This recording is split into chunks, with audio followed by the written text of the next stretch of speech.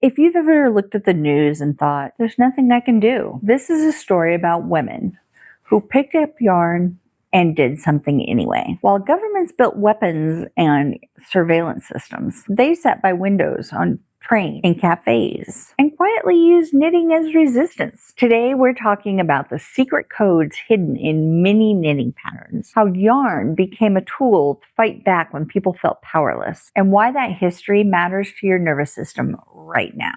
Let's start with the nerdy bit. Every knit stitch is one kind of loop.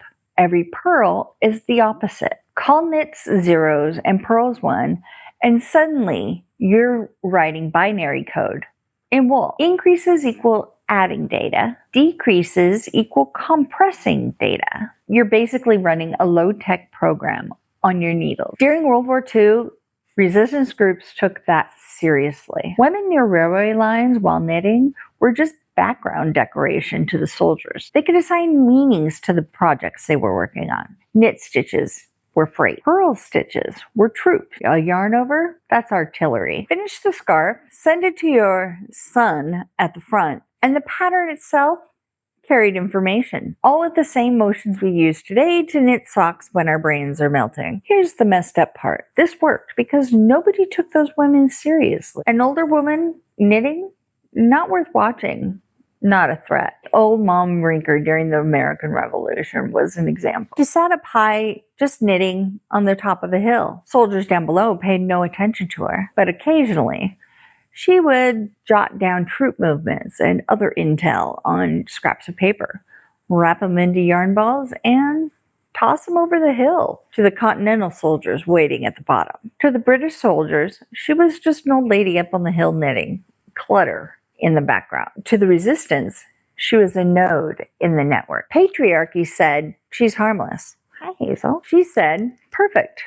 Now I can work. When the world refuses to see your power, that's when you use that blind spot as a shield. Then there's the gear. Phyllis Latour Doyle was a spy in occupied France. She would write codes on silk, wrap them around her knitting needles, and then carry them all over France. Or she'd braid that silk into a hair tie. It looked like it was just a decoration in her hair, something frilly and pointless. But when she got searched by the Nazis, they found nothing because they looked at knitting and hair ties as mindless, useless objects, just like the woman that was carrying them, not a threat.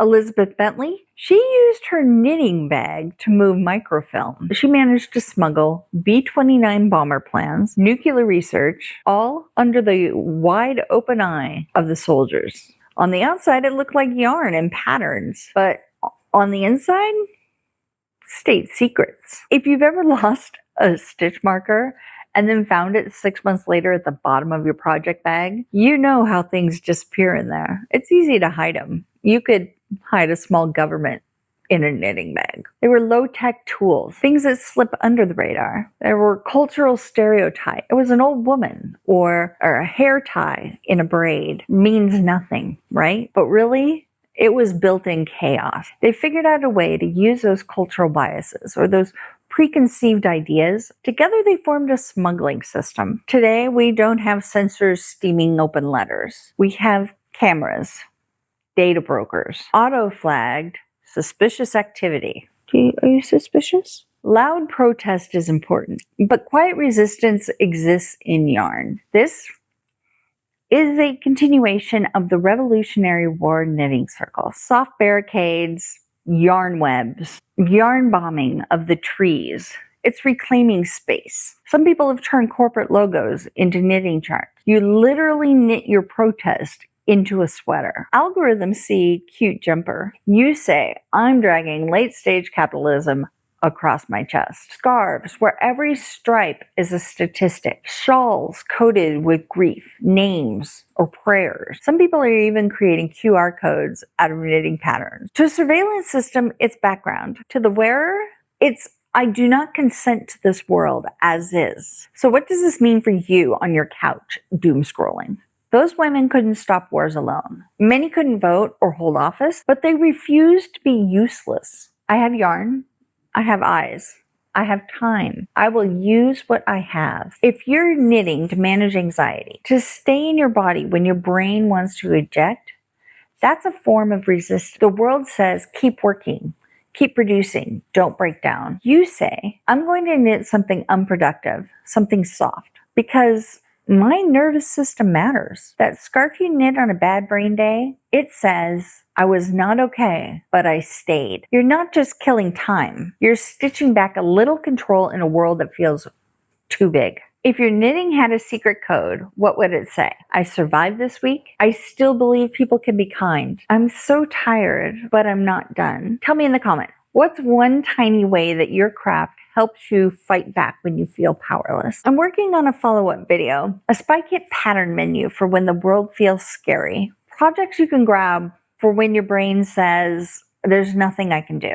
And yet, your hands need something to fight back with. So subscribe if you want that. I'll link my instant dopamine video here for more nervous system friendly projects. You're not behind. You're not powerless.